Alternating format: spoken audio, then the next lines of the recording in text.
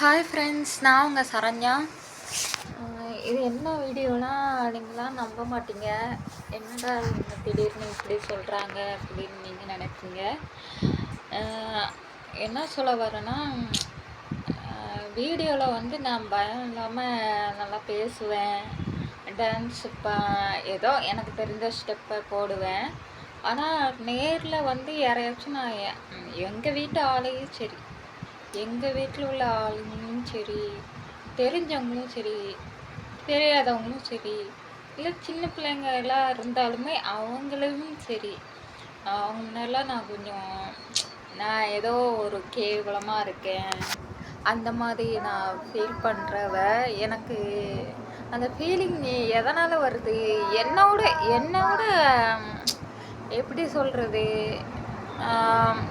என்னை விட ரொம்ப இதுவானவங்களும் இருக்காங்க.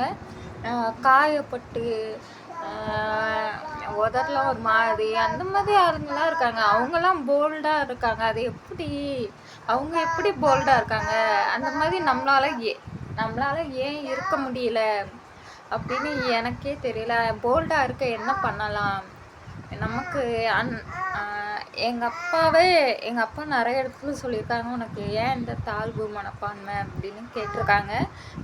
அப்பா மட்டும் இல்லை, கொஞ்சம் நிறைய பேர் சொல்லியிருக்காங்க, இந்த தாழ்வு மனப்பான்மை வந்து கொள்ளாத, என்றைக்கும் நீ வந்து போல்டாக இரு அப்படின்னு சொல்லியிருக்காங்க. சில இடத்துல வந்து நம்ம என்னமோ அசிங்கமாக இருக்கும் அப்படின்னு இந்த பக்கமாக திரும்பிக்குவேன், இந்த பக்கமாக திரும்பி பார்த்தா கேவலமாக இருக்கும்.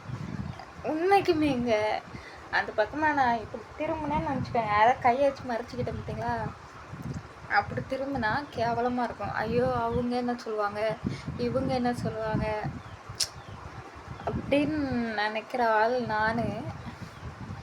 இதை வந்து நான் மாற்றிக்கணும்னு நினைக்கிறேன். இந்த மாதிரி நீங்கள் யாராச்சும் இருந்தால் மறக்காமல் கமெண்டில் சொல்லுங்கள். நானும் அப்படி தாங்க அப்படின்னு ஃப்ராங்காக பேசலாம். நம்மளை பற்றி நம்ம ஓப்பனாக பேசுகிறதுல என்ன தப்பு இருக்குது? என்ன நம்ம அப்படி நினைப்போம் அப்படிங்கிறத வந்து ஓப்பனாக சொல்கிறதுல எந்த தப்புமே இல்லைன்னு தான் நான் நினைப்பேன். அதனால் நான் இந்த இடத்துல நான் நினைக்கிற விஷயத்த வந்து நான் பதிவிட்டிருக்கேன் ஃப்ரெண்ட்ஸ்.